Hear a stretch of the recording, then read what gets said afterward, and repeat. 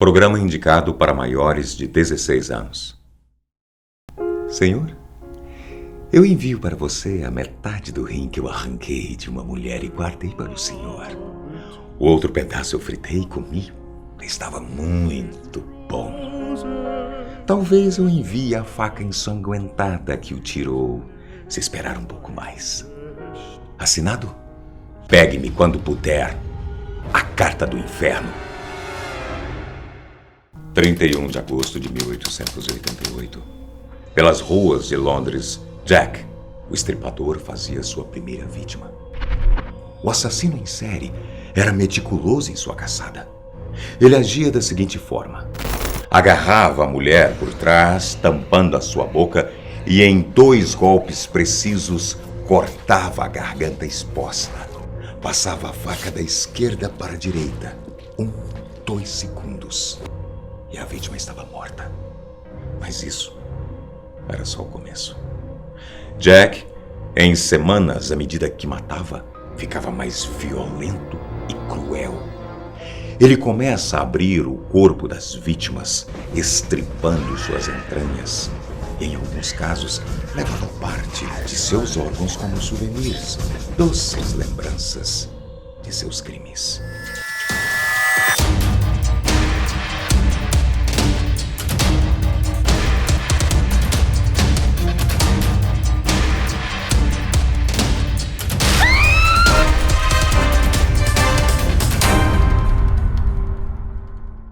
Escrito por Hal Wilson, baseado em uma história real. A Carta do Inferno. Depois de estrangular a vítima, Jack degolava sua garganta.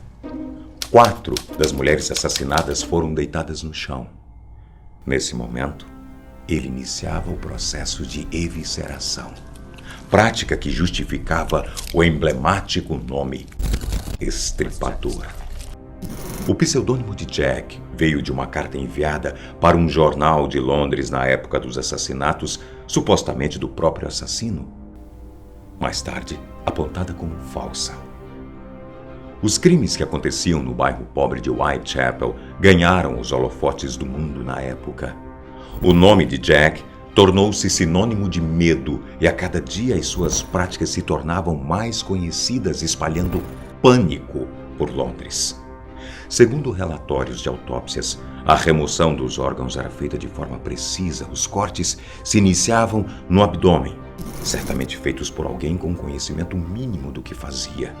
Ele então removia rins, fígado e útero.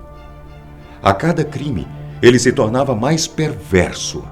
No assassinato de sua 5ª vítima, Mary Kelly, Jack construiu uma cena minuciosamente bizarra, grotesca. Ela foi morta em sua própria cama, diferente das vítimas anteriores. A superfície de suas coxas e abdômen foi violentamente arrancada. As vísceras foram retiradas.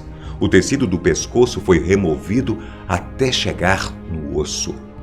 O útero, os rins e um de seus seios posicionados embaixo da cabeça. O outro seio perto do pé direito. O coração estava ausente. Mary Kelly pode ter sido a última vítima de Jack. No entanto, muitas histórias apontam caminhos diversos para o futuro desse serial killer. Como, de repente, ele desapareceu sem deixar pistas? Teria sido esse o seu último crime? Alguns indícios levam especialistas a acreditar que ele tenha cruzado o oceano e desembarcado em New York. 3 anos depois, ele teria voltado a matar. Mas isso é só especulação. Sobre a identidade de Jack e os seus supostos crimes em New York, existem ainda muitos, mas muitos mistérios e incertezas. Mas muito sobre ele pode ser entendido através de seus crimes.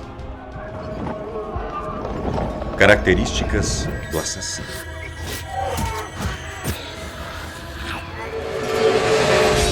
Nas cenas do crime, não havia nenhuma evidência de agressão sexual. As vítimas eram mortas rapidamente. O assassino possuía algum conhecimento anatômico. Não foi registrado evidência de tortura física antes da morte. Os crimes aconteciam nas primeiras horas da manhã. Para John Douglas, agente especial da Unidade de Ciência do Comportamento do FBI, o cenário do primeiro crime pode dizer muito sobre o assassino, e disse: se eu pudesse levar meus homens para 1888 para a cena do crime, pediria a concentração para o primeiro assassinato. Geralmente, o primeiro é o ponto central. É a área onde o sujeito fica mais à vontade, que pode ser onde trabalha ou mora. Acredito que o assassino voltaria para a cena do crime e ficaria lá fantasiando e revivendo o crime. Para John Douglas, Jack era um assassino frio e oportunista. Por isso escolhia prostitutas alcoólatras. O agente também acreditava que o estripador havia cometido outros crimes que nunca foram atribuídos a ele. Jack era um assassino que tinha um foco em mutilar a genitália feminina. Isso, no entanto, não quer dizer que os assassinatos eram sexuais, pois não havia violência sexual. No último ano, Russell Edwards, autor do livro Naming Jack the Ripper, aponta a suposta identidade real de Jack. Com o nome de Aaron Kominsky, um imigrante judeu de 25 anos, trabalhava como cabeleireiro. No entanto, o apontamento de Aaron com o verdadeiro serial killer foi duvidoso para outros especialistas do assunto. Bem, com a identidade revelada ou não, essa é só a primeira parte de uma longa história.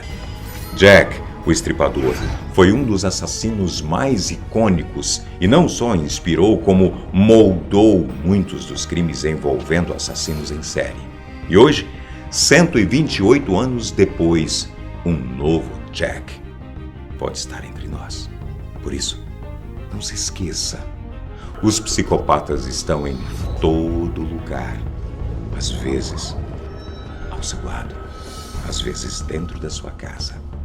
Baseado em uma história real, Jack, o Estripador.